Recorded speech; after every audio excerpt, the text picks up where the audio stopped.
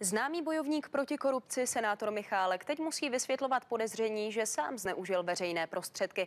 Jak televize Nova zjistila, po svém nástupu do čela Státního fondu životního prostředí si nechal zpětně proplatit studium na soukromé vysoké škole za 380 000 korun. A to je podle ministra životního prostředí nevídané.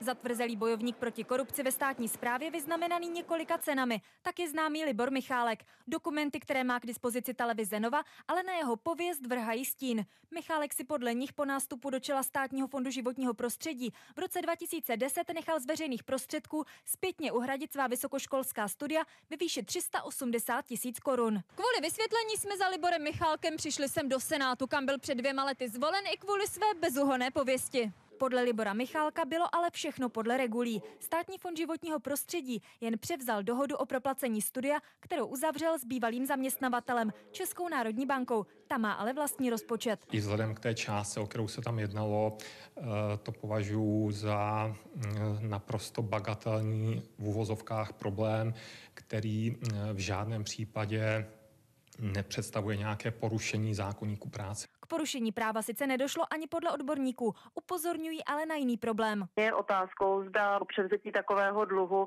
bylo v souladu s pravidly hospodárnosti nakládání s veřejnými prostředky. A že by se tak štědře a navíc zpětně na Státním fondu životního prostředí proplácelo vysokoškolské studium, se rozhodně nelíbí ani současnému ministru životního prostředí Richardu Brabcovi. Neumím si představit, že v současné době by někdo, ať už na Státním fondu životního prostředí nebo na ministerstvu, něco takového podepsal. Michálek je ale přesvědčený, že ve srovnání s částkami, které díky jeho upozornění na korupci ministerstvo životního prostředí ušetřilo, jsou peníze za jeho studium jen kapkou v moři. Michaela Šmídová, televize Nova.